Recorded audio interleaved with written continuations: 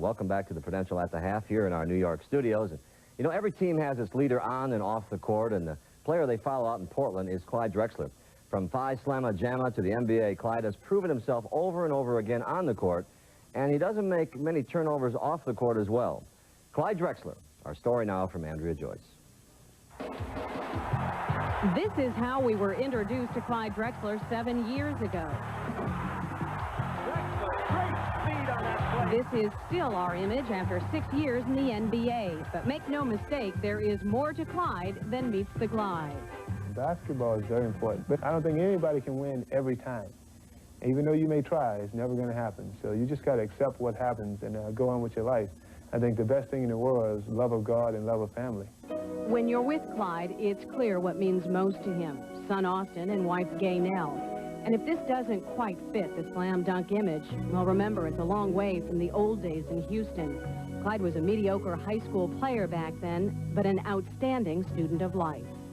Clyde Drexler knows what it's like to be a kid in the inner city. Growing up in a crime-infested neighborhood of Houston, he witnessed firsthand the despair so many young people face. But Drexler found a way to heal the wounds of the past. It's not so much slamming and jamming as it is giving of himself. I think there's a big misperception about Clyde Drexler. I thought that he was an egotistical, spoiled star who didn't want to work very hard and let his talent coast him through. And what I found was something the complete opposite. During the off-season, Clyde Drexler quietly heads up a children's camp in Houston and one here in Portland. But Drexler's lesson goes beyond the basketball court. With a lot of time and care, he teaches good school habits and drug awareness. I know he doesn't do it so people say, well, Clyde Drexler's a good guy. He does it because he wants to do it. He does not do things to impress people. That's not Clyde. He does things because he wants to do it. Well, I feel like it's something that I can give back to the community. And I think they really, the results are great. Drexler's on-court results are great, too. He's a 4-time NBA All-Star. But his non-emotional style of play leads some to suspect a chameleon-like personality. 87, 88, we had a good year. We won 53 games. I was a changed man that year. In 88, 89, we had a bad year. Once again, somebody's got to take the blame. And I was the guy who had to take the blame, and no problem. And this year, the team's having a good year.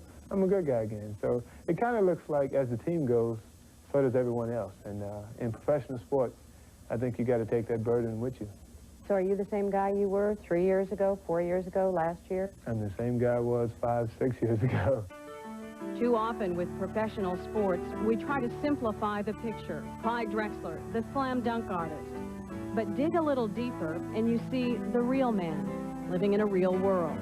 A man who sets a standard of excellence by holding a balanced perspective of life.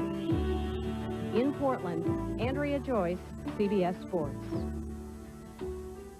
I guarantee you he won't drop that baby. No, good hand. He's one of the superstars. He doesn't get enough pub, though. He's up there in the Northwest. He's certainly ready for Broadway and the bright lights. He's a great talent. And more importantly, this may help him a little in the open floor with Duckworth not in there. He'll play a little bit more forward. They might slide Cliff Robinson in to start, keep Coop on the bench. We'll see him later on today. Time now for Vernon Land to go back to work. For Bill Raftery, I'm Pat O'Brien. Thank you for joining us on the Prudential at the Half. Enjoy the second half here on CBS.